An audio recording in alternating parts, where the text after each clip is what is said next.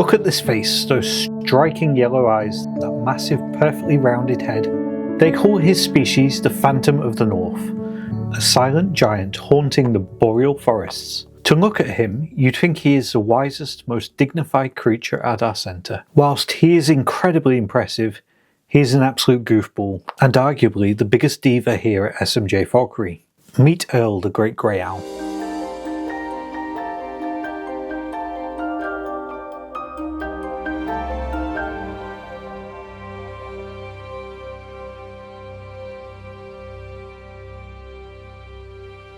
Welcome back to the channel, and if you follow us on social media, this lovely chap here absolutely needs no introduction. This is Earl, our great grey owl, and he is easily the most popular bird that we have here at SMJ Falconry. In fact, you guys are the ones that actually named him. He hatched back in May of this year, and as soon as he arrived with us, we actually asked Facebook, Instagram and TikTok to suggest some names for him. The standout name to us that really suited him was actually Earl. Earl came to us when he was just 18 days old, and the thing about owls is they grow ridiculously fast. He went from a tiny ball of fluff to fledging at just 6 weeks old. And by 8 weeks he was essentially fully grown. But just because he looked grown up didn't mean he acted like it. Raising Earl has been, shall we say, an adventure?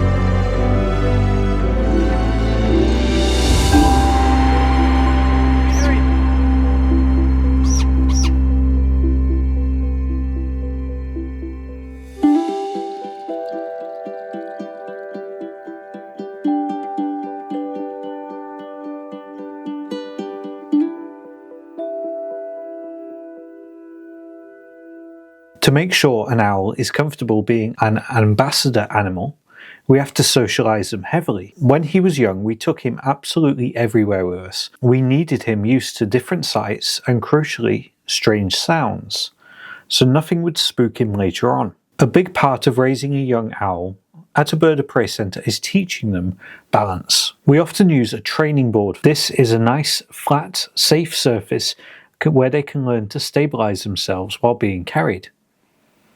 Most owls transfer those basic balancing skills quickly from the board to the glove. Not Earl. Earl loved his board. He decided the board was his chariot and the glove was lava. He spent weeks where he would happily fly to the board. Hey, bit of a hop, really wasn't a fly at all. But if he was offered the glove, even just a metre away, he'd look at us like we were crazy and refuse to move. This, you could have this, yeah, if you come here. He was incredibly stubborn. We honestly started to wonder if he just wasn't confident with his flying abilities. But then we visited a private school in Harrogate for a demonstration. Earl sat there perfectly fine for the first group, and he actually stayed with the teachers, just cuddled up against a leg, and we were inside a sports hall. After the first demonstration, the next group of school children came in, and Earl looked a little bit adventurous. He was moving around, he was looking around, and I thought to myself, he's going to fly off. So I watched him. And what Earl did, he actually flew from his perch, landed on top of a netball hoop. From this netball hoop, he was eyeing up somewhere a bit higher up, and there was a basketball hoop that was actually being stored up in the rafters. And Earl decided to try and fly to it, and he actually managed to succeed and land on the basketball hoop. From there, he was absolutely petrified. He stayed there for about 25 minutes. He actually slipped off of the basketball hoop and he flew the entire length of the sports hall. At that point, he'd actually never flown more than maybe 10 metres. To fly the entire length of a sports hall was quite impressive. He actually proved to us that he can fly. He's just being very lazy. After the basketball incident, we knew we had to stop babying him. And we actually made him work for his food. And this is where he started to be a very stubborn boy. Stephen ended up spending 40 minutes out with him in a field trying to get him to fly to a glove. He was still refusing. He'd fly straight away to the board, but Stephen wasn't giving in. In the end, Earl did one big flight all the way to a glove and that was a big turning point. From then on, we didn't look back. He was straight away flying to a glove. No more board. He had to learn how to fly to a glove. Thankfully, due to Stephen's patience, Earl is now a very, very good boy.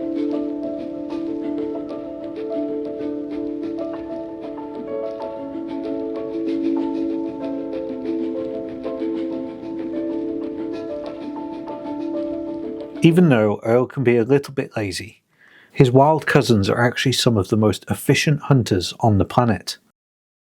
Great grey owls are found across the northern hemisphere in dense taiga forests of Canada, Scandinavia and Russia.